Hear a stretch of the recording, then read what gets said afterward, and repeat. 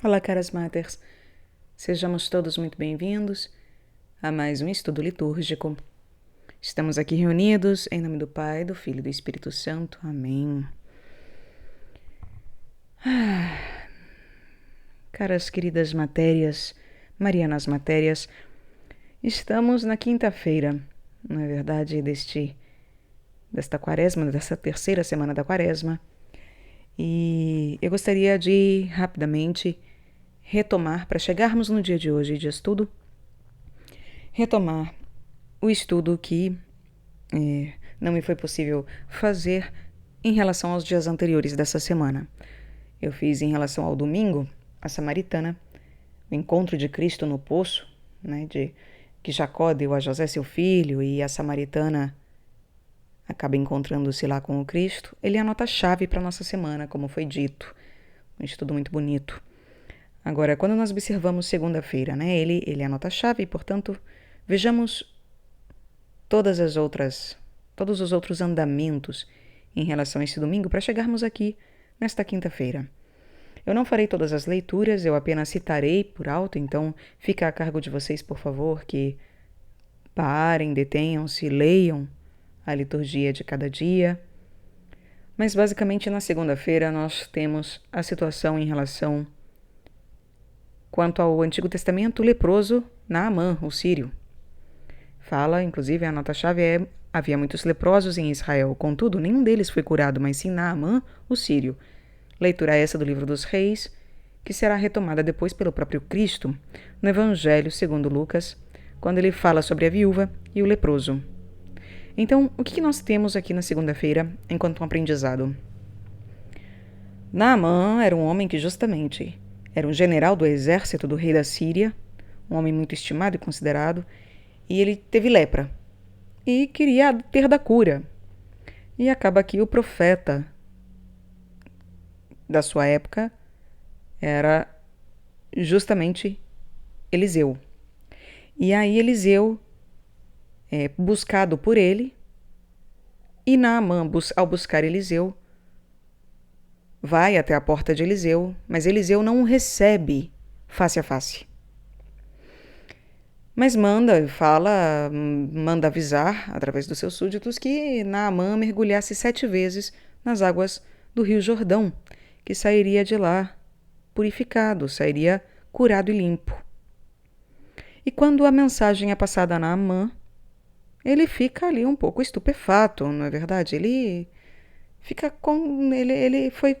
Ele esperava mais, coloquemos assim. Ele esperava um sinal claro, um face a face, que Eliseu fosse até ele, o cumprimentasse, o tocasse a sua ferida, falasse com alta voz, bradando com grande eloquência o nome de Deus, invocando o nome do Senhor, seu Deus. Ou seja, esperava de alguma forma algo face a face, altamente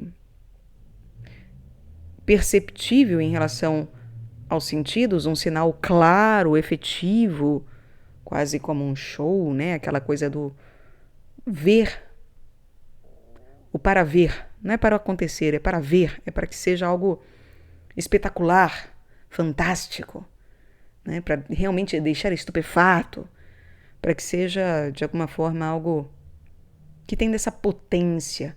Ele é do exército. Compreendamos que a mentalidade daquela época já era toda de Deus dos exércitos, exército, tudo é guerra. Não que hoje esteja muito diferente, mas... mas ele realmente é um senhor de exército. Ele espera realmente grandes coisas, grandes acontecimentos, grandes feitos, em que é isso. Não é na sutilidade que a guerra acontece.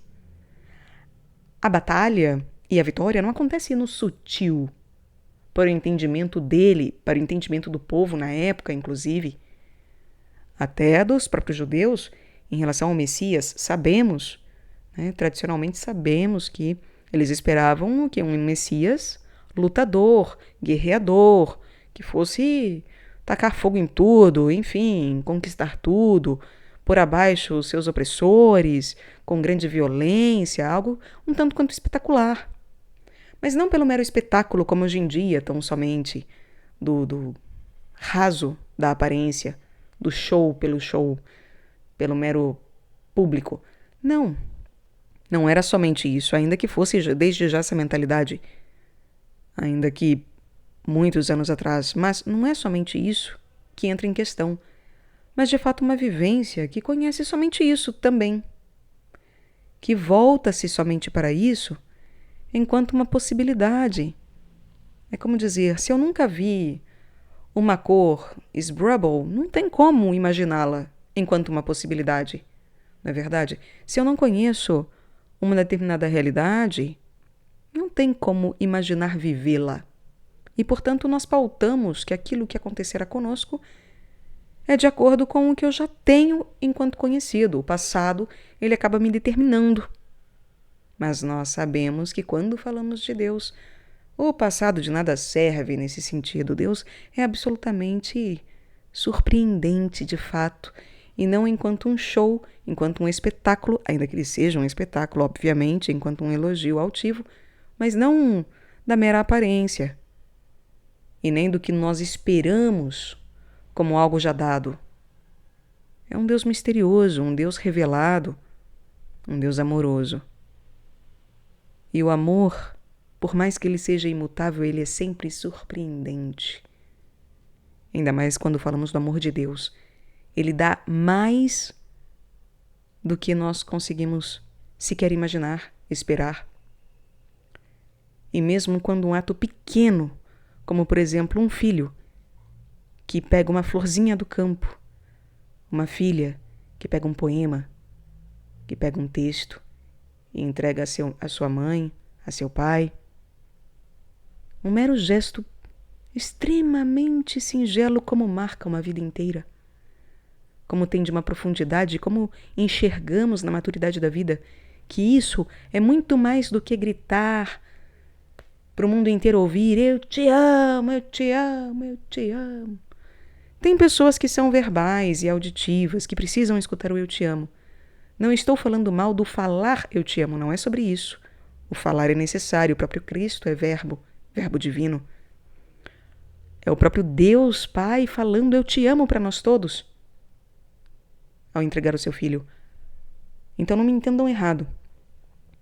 O que eu quero dizer é que muitas vezes nós, na nossa mentalidade humana, tacanha, de guerra, de passado, esperamos atos grandiosos de amorosidade, atos grandiosos de expressividade, de uma caridade, de uma mudança, de um toque, sendo que muitas vezes no pequeno, no contido, no sutil, no suave, no simples, mas que é extremamente marcante e efetivo, o amor se apresenta como numa gota. O oceano poderia matar-nos. Seria um tsunami. Um grande espetáculo.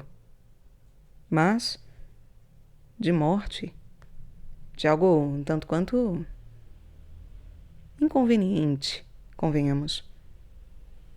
Agora, aquele que pega uma parte do oceano e faz disso um copo d'água, pega parte de algo que seria realmente estrondoso, e em vez de entregar o trovão, entrega um acorde, entrega uma nota,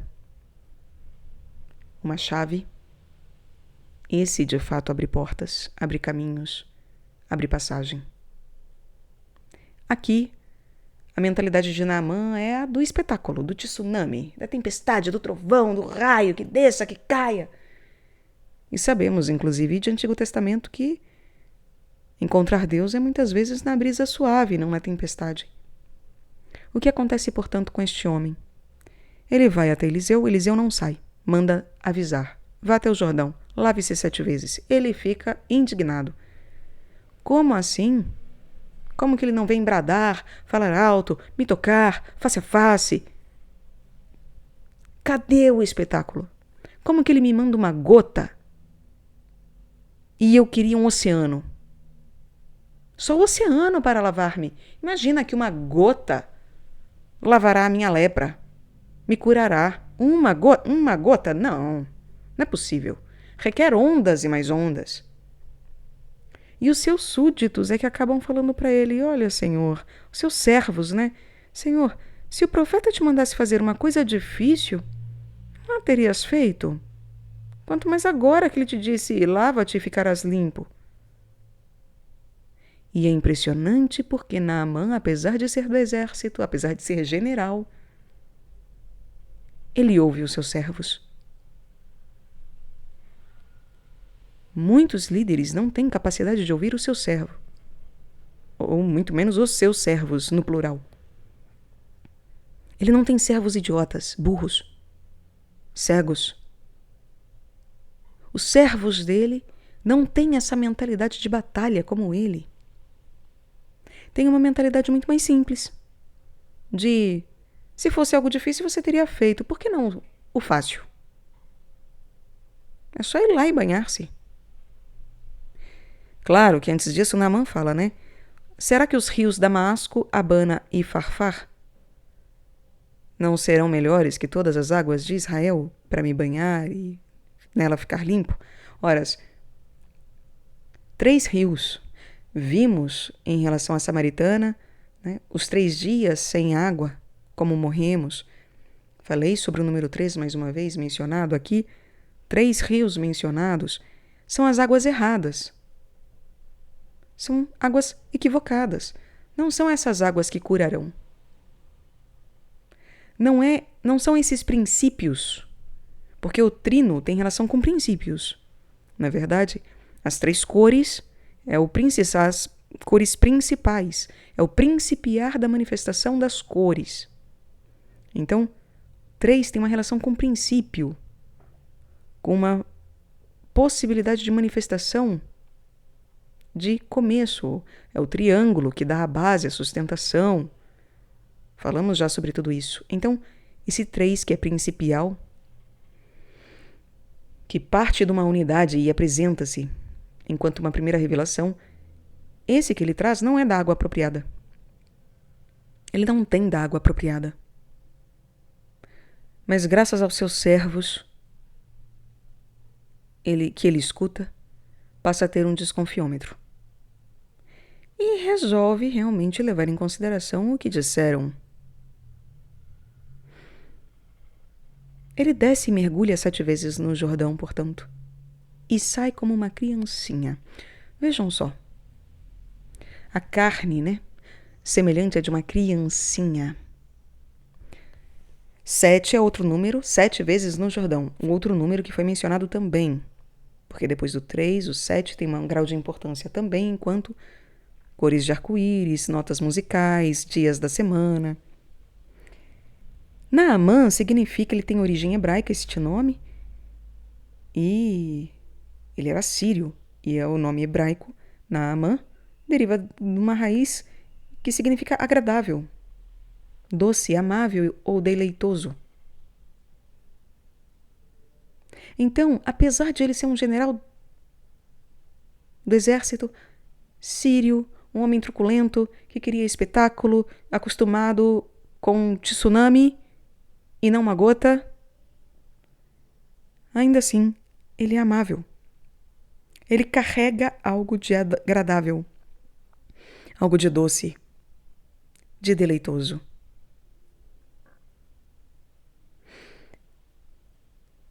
E ele mostra essa amabilidade no trato com seus servos. Ao ouvir os seus servos, é quase como uma intuição. Os servos, via de regra quando falamos de liderança, cabeça, servos, corpo. E o corpo tem uma relação muito forte com os sentidos imediatos, apesar da cabeça concentrar os sentidos do próprio corpo enquanto organização, a visão, o olfato, o paladar, e mesmo o tato, que não se dá diretamente pelo rosto, ainda que o maior carinho seja o carinho no rosto, mas nós usamos muito das mãos para ter do tato, ainda assim é o corpo que imediatamente está conectado com essa sensibilidade que é corpórea, né? Que ela tem relação realmente com o sensível que os animais também têm, coloquemos assim, os animais também têm. O que é realmente próprio da cabeça é a organização disso.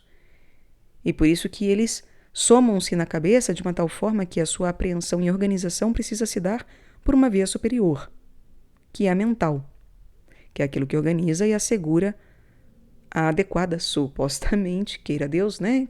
Busquemos a adequada organização e utilização desses sentidos. E quando nós não temos cabeça, esses sentidos, bom, até a nossa cabeça se torna um mero corpo, né? Nos tornamos absolutamente sem cabeça, desmiolados. Ora, não é o caso deste homem. Ele tem servos que, de alguma forma, têm uma relação feminina de intuição que o auxilia. E ele mergulha 7 vezes no Jordão e sai como uma criancinha. Isso mostra a disposição dele, não é verdade? Mostra que ele fez-se criança. A sua pele tornou-se como de uma criança. E essa disposição da criança é o necessário para entrar no reino. É a pureza necessária para entrar no reino. A lepra, ela tem uma relação com o impuro e com aquilo que cai aos pedaços, que está separado, dividido. E é uma passagem muito bela porque justamente é paradoxal a relação dele. Ele está dividido, ele está separado, ele está em partes, ele não compreende. Mas os seus servos dão a nota-chave para ele, toda essa experiência dá a nota-chave de, olha, algo nos resta. Uma simplicidade. E talvez por essa simplicidade, por essa amabilidade que o Senhor carrega, inclusive no nome, seja possível fazer com que este corpo torne-se inteiro de novo, íntegro de novo. E de fato torna-se. E o maior exemplo de inteireza corporal é a da criança. Enquanto o ser imediato, presentificado, que brinca com o corpo todo, ri com o corpo todo, chora com o corpo todo, que é todo um corpo em unidade. Não tem dúvida, não está dividido. Criança peca, mas entendemos que a ingenuidade da criança, a inocência da criança é algo à parte, que a faz realmente um ser muito próximo ao divino. Não à toa os próprios anjos muitas vezes são pintados como criancinhas. Não é verdade? Eles têm algo de angélico. Esse momento da vida. Essas pessoinhas. As criancinhas. E então, depois que ele fica purificado, ele volta para junto do profeta. Ele volta para junto do homem de Deus. E apresenta-se diante dele. E aí fala, agora estou convencido de que não há outro Deus em toda a terra senão o que há em Israel. Vejam, depois disso ele vê Eliseu face a face. Depois disso, ele tem com o profeta face a face. Depois de tornar-se uma criança, depois de aceitar a simplicidade, depois de romper com a sua programação do passado em termos de tsunami, de batalha, de guerra, de espetáculo, depois que ele dá a oportunidade amável para surpreender-se com uma gota, com 7 notas, 7 cores, 7 dias, 7 mergulhos no Jordão, na água que é apropriada, a água que é a que salva. É depois disso que ele pode ter com o profeta de Deus de fato. Ter do face a face. Conseguir enxergar. Aquilo que ele esperava antes, ele consegue depois, porque foi obediente, porque foi casto, porque foi pobre, porque fez-se como uma criança. E mudou, e reconheceu, e testificou. Converteu.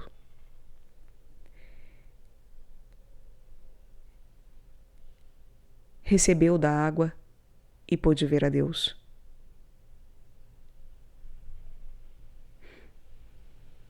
O Salmo, inclusive, falará, né? Minha alma tem sede de Deus, do Deus vivo. E quando verei a face de Deus? Olha só. A sede e a face. O que acabou de ser trabalhado em Naamã. A sua necessidade de água que ele nem sabia que tinha. Nem sabia que tinha. E o face a face, que era o que ele mais queria. Ué, Eliseu não vai sair para me ver aqui não? Para me cumprimentar, me tocar, falar, bradar? Pera lá. Cadê o face a face? Muitas pessoas querem isso de Deus. Quero que Deus mude a minha vida, que Ele se apresente. Eu quero acreditar em Deus, então que Ele se apresente. Que Ele se mostre.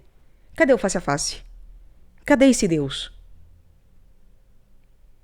E aí, a lógica de guerra, acham que a lógica de Deus também é de guerra. Dessa guerra humana. Que a guerra de Deus, a lógica dela é outra. A própria vida do Cristo mostra isso.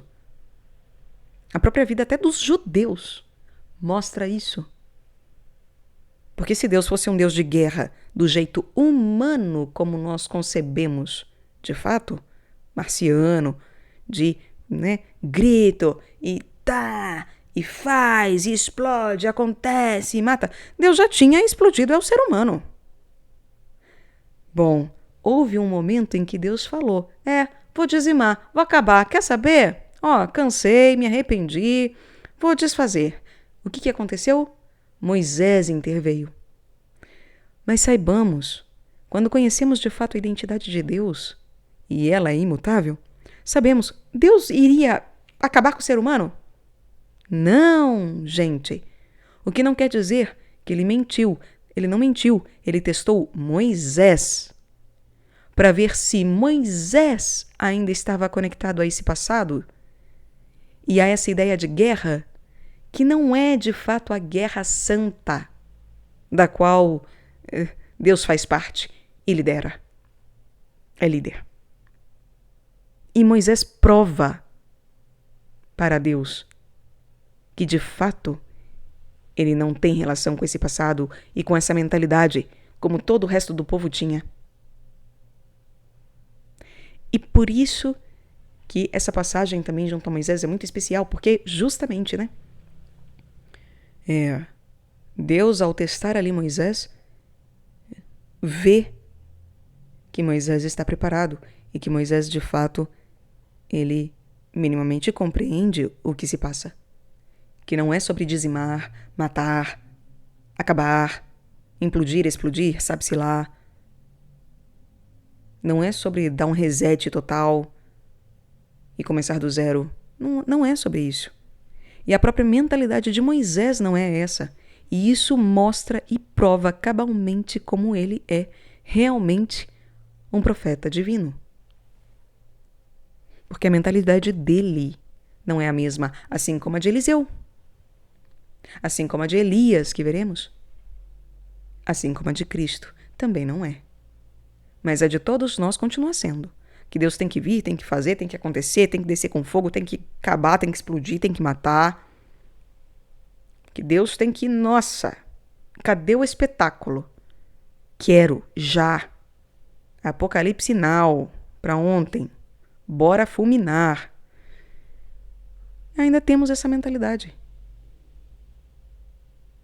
Sendo que não é necessário nada disso para que os planos de Deus e, portanto, o vencer o mal se dê de fato. Porque não é como se Deus fosse, demônio, seremos amiguinhos. Não, claro que não. E Deus é lá, amigo de inimigo? Isso nem faz sentido. Pera lá. Deus vence o mal. Acontece que a lógica da guerra divina, da guerra santa, é que nós desconhecemos por conta do nosso próprio humanismo, decadência, por conta do nosso próprio atraso, atrofia, pecado, bestialidade e todos os nomes possíveis de tudo que nos acorrenta. A minha alma tem sede de Deus, do Deus vivo. Eu não quero água morta. 3 riozinhos lá de água morta, de defunto, rio em que se lava defunto. Não. Eu quero água viva. Água não é de onde saem mortos, mas de onde sai um Deus vivo. Onde nada, um Deus vivo. Já falei em outros momentos, não tenho certeza se por aqui, mas qualquer coisa me repito. O nosso sangue, ele é composto de hemácias, que é a parte vermelha, de fato, do sangue, e plasma, que é uma parte um tanto quanto amarelada. É água. É basicamente água e sangue, o que vazou do Cristo, as hemácias e o plasma, por assim dizer, em movimento de centrifugação, quando na cruz. Tá? O Cristo e o Espírito Santo têm relação com o quê? Com essa água imediata. E o Cristo com a hemácia. A hemácia que é banhada por essa água todo o tempo. O Espírito Santo. A vida cristã, a vida de fé, de pregação, de milagre, a vida de unção, o totalmente e completamente ungido, o Cristo. Ele é uma hemácia que de fato é isso, está na corrente da vida. Mergulhar no Jordão é fazer-se semelhante a isso. Mergulhar nas águas. E por isso o batismo, necessariosíssimo, é entrar no fluxo e corrente da verdadeira vida. E por isso que é a diferença de qual água se bebe. Uma é sangue de defunto. Nem água é, para começo de conversa. Sabe-se lá o que será, veneno. E outra é verdadeira água. Porque é Espírito Santo, porque é batismo. Porque Jordão é a própria expectativa da vinda do Messias, que ele próprio é batizado ali. E os 7 mergulhos, sabemos, quando falamos, então, começamos a falar dessas divisões, sobretudo 7 e 12. 7 e 12 são 2 números específicos que sempre acompanham, né, em termos de evangelho, e que tem uma relação profunda com o Espírito Santo. As 7 virtudes que vencem os 7 pecados capitais, os 12 frutos do Espírito Santo, os 12 frutos de virtude, etc. Então, quando nós falamos de 7 ou de 12, como no caso aqui, os 7 mergulhos, é um contato, uma prefiguração de contato com o Espírito Santo, que será realmente aquele que virá em profusão, em plenitude, em clareza com o Cristo. Não quer dizer que Deus e, portanto, o próprio Espírito Santo já não atuasse. Claro que atuava. Tá aí os profetas para provarem. Mas não era a plenitude. E por isso que não era a revelação total. E por isso que eles não eram o Messias, o ungido, mas eram ungidos. Ungidos. Porque o Espírito Santo estava ali, em contato, mas não absolutamente imersos em espiritualidade de Espírito Santo, em santidade. Entendem? Então, quando a nossa alma tem sede de Deus, do Deus vivo, nós nos perguntamos, quando verei a face de Deus? Quando verei a face de Deus? E aí é todo um hino alegre, né? Um salmo alegre, de louvor, de luz, de verdade, porque é isso, é você estar banhando-se, saber da sua sede, saber que recebe e saber que recebendo, que é a promessa, verá Deus face a face. E é só uma questão de quando. É só uma questão de quando. Porque o acontecer é certo. É certo.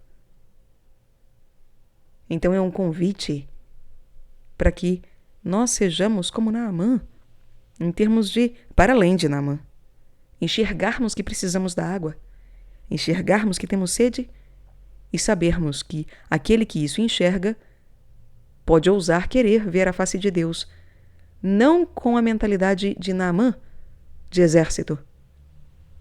Cadê ele? Como que ele não veio me receber? Não.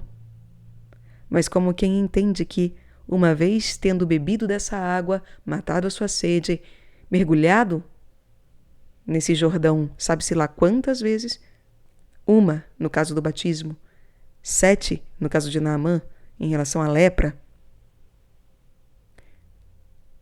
não importando, portanto, o número, porque isso depende do próprio caso da anamnese. Então, o mero contato com essa água, ou saber-se em contato com essa água, é desde já jubilar-se, ter do júbilo, rejubilar-se, né? Melhor dizendo, rejubilar-se, ter do júbilo em relação a verei a face de Deus. Quando? Quando, Senhor? Quando? E esperar, porque Deus nos receberá, como Eliseu recebeu Naamã. E aí, enquanto evangelho, nós temos que o Cristo fala, né? Jesus, como Elias e Eliseu, não é enviado só aos judeus. E fala que ele foi a Nazaré, entra na sinagoga e começa a falar dos profetas, que eles não foram bem recebidos em sua pátria. Fala de Elias, que teve a seca. Não choveu durante 3 anos e 6 meses. 3 e 6. Que somam, inclusive, 9. E aí teve grande fome e havia muitas viúvas. A nenhuma delas foi enviado Elias, mas uma que vivia em Sidônia, em Sarepta, na Sidônia. Viúva é uma palavra que significa etimologicamente vazia, em abandono. É uma palavra que se relaciona com vaidade, assim como também com vácuo, vaga. Essas palavras todas relacionam-se. E ele não cita o nome da viúva. O nome da viúva não é citado. A viúva não tem nome, não tem marido, ela não tem nada. Mas ela recebeu a visita do profeta Elias. E depois ele fala de Eliseu, que curou Naamã, aquele que nós vemos na primeira leitura ser curado. E fala o quê? Havia muitos leprosos em Israel, mas quem foi curado foi o sírio, não foi um israelita. Assim como a viúva também não. E claro, ficaram bravos com Cristo, furiosos com Cristo, a ponto de o expulsarem da cidade e levarem-no ao monte onde a cidade estava construída com a intenção de precipitá-lo. E Cristo passa no meio deles e continua o seu caminho, né? Muito tranquilamente. Enfim, Deus passa no meio de tudo isso e vai-se. Tamanha confusão também do próprio povo e a grandeza de Deus, é claro. Ambas as coisas ali sendo demonstradas. A cegueira do povo, que não vê nem o próprio Cristo esvair-se por entre seus dedos, ver a água escorrer pelos dedos, né? Assim como a própria grandeza de Deus em justamente encontrar por onde passar, aonde quer que esteja. Aonde quer que vá, onde quer que esteja. Ora, Naamã tem nome, como vimos. Naamã é o leproso e ele tem nome. A viúva não tem nome. A viúva é vazia até de nome. Ela não tem nada. E isso é uma situação maravilhosa. O feminino, quando não tem absolutamente nada, é aí que ele ganha o seu auge de beleza apropriada. Porque, apesar de ser o risco da vaidade, porque é uma palavra que está relacionada, a viúva e a vaidade, são palavras relacionadas. E, portanto, há que se ter cautela com a viuvez de fato. E não é à toa que Deus repudia a viuvez durante um tempo, e até fala que justamente ele tinha abandonado a viúva e os órfãos, mas, né, ele torna a olhá-los com bons olhos. Ora, essa viúva que Deus repudiou por um tempo tem relação com a vaidade. Mas a viúva que Deus ama e conforma é da pessoa que sabe-se sem nada. Daquela pessoa que justamente é de pobreza. E não tem nada mais que se assemelhe mais a Deus e que Ele mais ame do que a pobreza, porque a pobreza tem relação com humildade. Humildade. Uma coisa é ser vazio de Deus, de valores espirituais. Uma viúva perde o homem é relacionado a quê? A espírito. É perda espiritual, é vazio espiritual. E por isso que relaciona-se com uma vaidade, que é alguém sem Deus, sem princípios, sem cabeça. Mas a viúva aqui,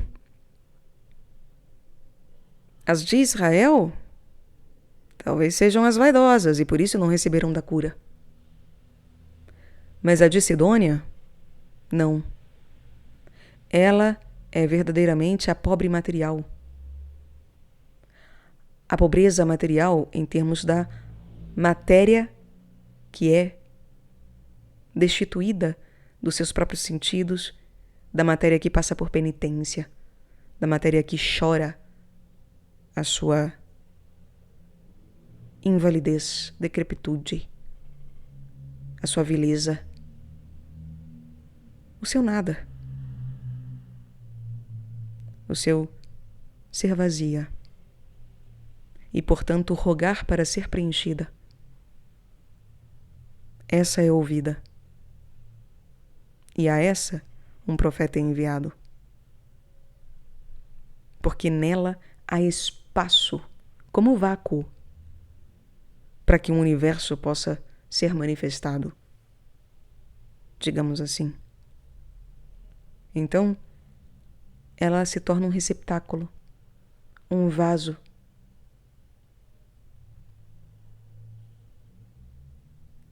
E o leproso, que já foi trabalhado, ele tem nome, ele tem identidade. Aqui ele faz o contraponto com a viúva, em termos do espiritual, de identidade, de organização, de liderança, mostrando que esse sim, o amável, o dócil, o deleitável, não era israelita, israelense, era um sírio, era um estrangeiro. Ambos, feminino e masculino aqui, estrangeiros, de fora, como a samaritana. Como a samaritana. Receberam aquilo de que precisavam. E Cristo, que está ali na condição de profeta, perante o seu povo em Nazaré, sua cidade, o que acontece? Levam-no ao monte para expulsá-lo e precipitá-lo para fora da cidade. Não bastando expulsar da cidade, querem precipitá-lo do monte. E efetivamente matá-lo, empurrá-lo com as mãos, como quem joga essa água fora. Ele escorre pelos dedos. Eles não conseguem jogar água fora. Ele escorre pelos dedos, pelos meios. Mas se pudessem, teriam pego o Cristo e jogado fora.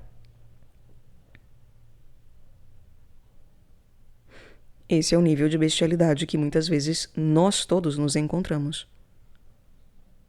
Temos o Cristo na nossa mão, na nossa vida, do nosso lado, dentro, ao redor, no meio de nós, conosco, e jogamos fora. Fazemos de tudo para jogarmos fora. E mais, muitas vezes são os próprios católicos que fazem isso. Porque se no momento eram os da Terra Santa, os de Israel, os nazarenos, o seu próprio povo, hoje o seu povo é quem? Não são esses mais. O seu povo são os católicos, apostólicos romanos. Nós, de igreja. E muitas vezes somos nós os primeiros a descartarmos o Cristo como se nada fosse, como se fosse água venenosa, água podre. Como se fosse um estrangeiro. Como se fosse ele o doente. Como se ele fosse uma abominação porque não nos dá o que queremos, mas faz para os outros. Faz para os de fora. Porque eu venho para a igreja e só me ferro, mas o de fora prospera que é uma beleza. E não falo nem de prosperidade material não, tá? Porque essa é a mais banal, rasa e fácil que tem. Não falo disso. Falo de prosperar realmente de pessoas alegres, caridosas, de bem com a vida, que levam uma vida que realmente, quando comparamos, parece mais tranquila, mais fácil, mais milagrosa até. A pessoa vivencia milagres. Eu conheço na minha vida íntima, de família, pessoa que não frequenta igreja e que viveu milagre. Da família da pessoa adulta cair no chão chorando de joelhos. Coisa que eu não vejo dentro da igreja. Até ouço histórias, mas ver mesmo nunca vi. Mas na minha família eu já vi. Gente que não frequenta, que nem malemar orava. Mas o amor é tão grande, a situação leva a um extremo de uma amabilidade, uma docilidade tão grande que você vê o milagre acontecendo. E a pessoa tendo a sua sede saciada. E a sua vida e a vida de todos ao redor mudada. Eu até me arrepio. Nossa. Então, até hoje isso acontece. Não achemos que foram só os nazarenos. Nos poupemos deste tipo de imbecilidade mental, né? E falta de decoro com nós mesmos. Nós fazemos isso o tempo inteiro. Achamos que os outros não merecem, mas não sabemos reconhecer quando o Cristo está entre nós. E nos manda mudar de vida. Nos mostra que, olha, a mudança de vida do outro é do outro. O que a viúva precisa para mudar de vida e receber o profeta é a mudança dela. O que Naamã precisou fazer para receber e estar na presença de Eliseu é problema dele. É do tempo dele. É da vivência dele. Nós que recebemos o Cristo, o cerco aperta. A responsabilidade aumenta. A porta estreita. E muitas vezes nós não queremos ser essa mudança, fazer essa mudança, para que ele, que é o profeta dos profetas, de fato revele a sua verdadeira face para nós e nos dê aquilo de que necessitamos e nem sabemos. Mas é isso, aí o Cristo fala, muda de vida. E nós falamos, não. Vai, batiza. Não. Comunga? Não. Carrega a cruz? Não. Dízimo? Não. Preceito de domingo? Não. Dogma? Não gosto. É assim que nós ficamos. Perdoar o irmão? Não. Não. Então quer dizer, e se ainda fôssemos escolher, não dá para ser 7 ondinhas lá no Jordão, não? Isso eu consigo fazer.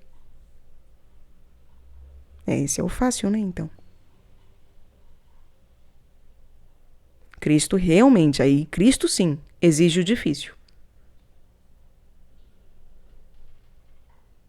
Aquilo que parece realmente impossível. E por isso que a mentalidade junto a Cristo tem que mudar também, em termos de, não sou eu que faço, é Deus que faz em mim.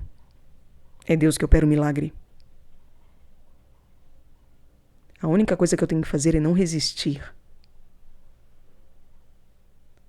O que os nazarenos fizeram foi resistir. O que Naamã teve o impulso de fazer foi de resistir.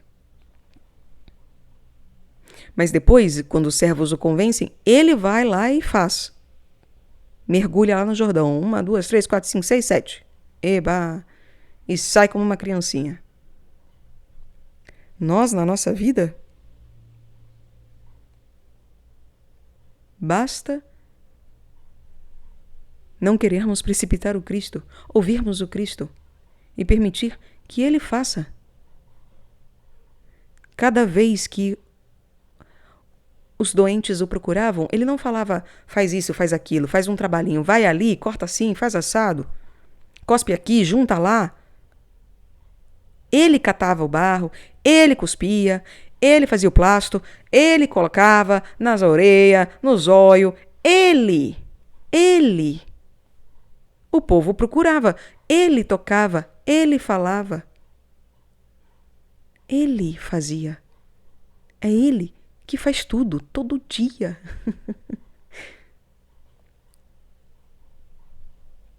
Nós só temos que procurá-lo. E fazer o mais difícil do que pular ondinha ou dar mergulho. Nós temos que verdadeiramente nos abrirmos e aceitarmos. Nos lançarmos, nos soltarmos, nos permitirmos mergulhar nessa gota d'água e sermos modificados em uma célula, em uma hemácia, que cada vez mais será ungida pelo Espírito Santo, de tal forma que essa água que Cristo dá requer apenas que nós nos entreguemos ao fluxo que Deus Ele próprio coloca na nossa vida, ao nosso entorno.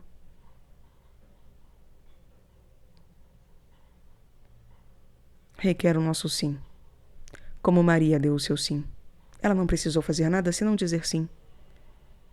E é só isso, mas isso é o mais difícil. Isso é o mais difícil.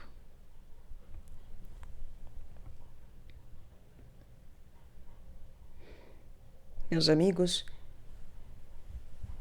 eu achei que fosse ser uma caminhada mais rápida, confesso, e por isso que nem fiz as leituras da maneira de fato integral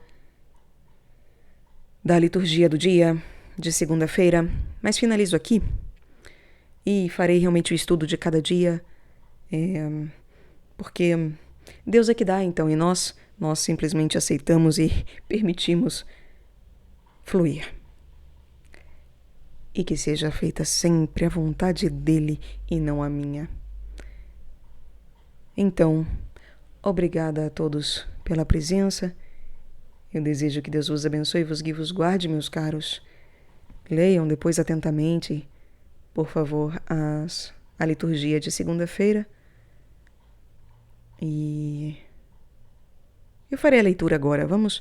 Farei a leitura completa agora e aí finalizamos, ok? E farei também o estudo de terça, quarta e quinta-feira. Enfim, eu sempre atrasada. Meu Deus, que Deus me perdoe. Então, primeira leitura. Havia muitos leprosos em Israel, contudo nenhum deles foi curado, mas sim Naamã, o sírio. Leitura do segundo livro dos Reis. Naqueles dias, Naamã, general do exército do rei da Síria, era um homem muito estimado e considerado pelo seu senhor, pois foi por meio dele que o Senhor concedeu a vitória aos arameus. Mas esse homem, valente guerreiro, era leproso. Ora, um bando de arameus que tinha saído da Síria tinha levado cativa uma moça do país de Israel. Ela ficou ao serviço da mulher de Naamã. Disse ela à sua senhora: se meu senhor se apresentasse ao profeta que reside em Samaria, sem dúvida ele o livraria da lepra de que padece. Naamã foi então informar o seu senhor. Uma moça do país de Israel disse isto e isto. Disse-lhe o rei de Arã: vai, que eu enviarei uma carta ao rei de Israel. Naamã partiu, levando consigo 10 talentos de prata, 6.000 siclos de ouro e 10 mudas de roupa. E entregou ao rei de Israel a carta que dizia: quando receberes esta carta, saberás que eu te enviei Naamã, meu servo, para que o cures de sua lepra. O rei de Israel, tendo lido a carta, rasgou suas vestes e disse: sou Deus, porventura, que possa dar a morte e a vida, para que este me mande um homem para curá-lo de lepra? Vê-se bem que ele busca pretexto contra mim. Quando Eliseu, o homem de Deus, soube que o rei de Israel havia rasgado as vestes, mandou dizer-lhe: Por que rasgaste as tuas vestes? Por que rasgaste tuas vestes? Que ele venha a mim, para que saibas que há um profeta em Israel. Então Naamã chegou com seus cavalos e carros e parou à porta da casa de Eliseu. Eliseu mandou um mensageiro para lhe dizer: Vai, lava-te 7 vezes no Jordão e tua carne será curada, e ficarás limpo. Naamã, irritado, foi-se embora, dizendo: Eu pensava que ele sairia para me receber, e que de pé invocaria o nome do Senhor, seu Deus, e que tocaria com a sua mão o lugar da lepra, e me curaria. Será que os rios de Damasco, Abana e Farfar não são melhores do que todas as águas de Israel, para eu me banhar nelas e ficar limpo? Deu meia volta e partiu indignado. Mas seus servos aproximaram-se dele e disseram-lhe: Senhor, se o profeta te mandasse fazer uma coisa difícil, não a terias feito? Quanto mais agora que ele te disse: Lava-te e ficarás limpo. Então ele desceu e mergulhou 7 vezes no Jordão, conforme o homem de Deus tinha mandado. E sua carne tornou-se semelhante à de uma criancinha, e ele ficou purificado. Em seguida voltou com toda a sua comitiva para junto do homem de Deus. Ao chegar, apresentou-se diante dele e disse: Agora estou convencido de que não há outro Deus em toda a terra, senão o que há em Israel. Palavra do Senhor. Graças a Deus.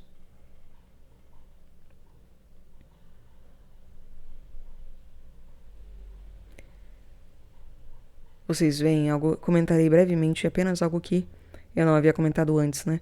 A mulher cativa de Israel, que era serva de sua esposa, as mulheres. Eu citei os servos, né? Falei da parte que eles são uma contraparte feminina também, os servos. Mas as mulheres também tiveram um papel crucial. Vem, o feminino. Quando falamos de água e dessa possibilidade de banho e de voltar a ser inteiro e não leproso, de deixar de ser Torre de Babel, tornar-se Magdala, isso relaciona-se ao batismo. Qual é a mulher que relaciona-se a tudo isso? Maria. A igreja. Estes são os femininos.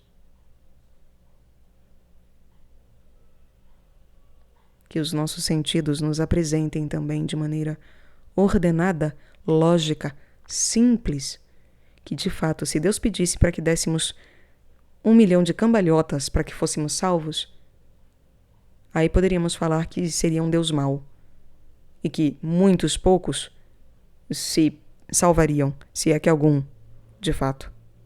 Sei lá se isso é possível, dar 1000 cambalhotas de maneira sem parar. Talvez até o seja, mas então quem conseguirá? Agora, Deus não exige nada disso. Que se levante um caminhão, que se voe quando não se tem asas, e nem que se dê 1000 cambalhotas quando não se tem nem elasticidade para isso. Ele pede apenas batismo, missa, comunhão, cruz. Ele pede realmente o mínimo. Mas é isso. O sim da mulher, o sim de Maria, o sim nosso, é o mais difícil. Ainda que para aquela que ama e que é amada, isso seja facílimo. Minha alma tem sede de Deus, do Deus vivo, e quando verei a face de Deus? Assim como a corça suspira pelas águas correntes, suspira igualmente minha alma por vós, ó meu Deus. Minha alma tem sede de Deus, do Deus vivo, e quando verei a face de Deus? A minha alma tem sede de Deus e deseja, ó Deus vivo. Quando terei a alegria de ver a face de Deus? A minha alma tem sede de Deus, do Deus vivo. E quando verei a face de Deus? Enviai vossa luz, vossa verdade. Elas serão o meu guia, que me levem ao vosso monte santo, até a vossa morada. A minha alma tem sede de Deus, do Deus vivo. E quando verei a face de Deus. Então irei aos altares do Senhor, Deus da minha alegria. Vosso louvor cantarei ao som da harpa, meu Senhor e meu Deus. A minha alma tem sede de Deus, do Deus vivo. E quando verei a face de Deus? Aclamação ao Evangelho. Jesus Cristo, sois bendito, sois o ungido de Deus Pai. No Senhor ponho a minha esperança, espero em Sua palavra, pois no Senhor se encontra toda a graça e copiosa a redenção. Jesus Cristo, sois bendito, sois o ungido de Deus Pai. Jesus, como Elias e Eliseu, não é enviado só aos judeus. Proclamação do Evangelho de Jesus Cristo, segundo Lucas. Glória a vós, Senhor. Jesus, vindo a Nazaré, disse ao povo na sinagoga: Em verdade eu vos digo que nenhum profeta é bem recebido em sua pátria. De fato eu vos digo, no tempo do profeta Elias, quando não choveu durante 3 anos e 6 meses, e houve grande fome em toda a região, havia muitas viúvas em Israel. No entanto, a nenhuma delas foi enviado Elias, senão a uma viúva que vivia em Sarepta, na Sidônia. E no tempo do profeta Eliseu, havia muitos leprosos em Israel. Contudo, nenhum deles foi curado, mas sim Naamã, o sírio. Quando ouviram estas palavras de Jesus, todos na sinagoga ficaram furiosos. Levantaram-se e o expulsaram da cidade. Levaram-no até ao alto do monte sobre o qual a cidade estava construída, com a intenção de lançá-lo no precipício. Jesus, porém, passando pelo meio deles, continuou o seu caminho. Palavra da salvação.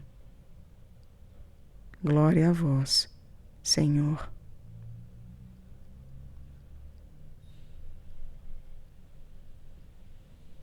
É isso, meus caros amigos. Que Deus vos abençoe, vos guie e vos guarde. E estivemos aqui em nome do Pai, do Filho e do Espírito Santo. Amém.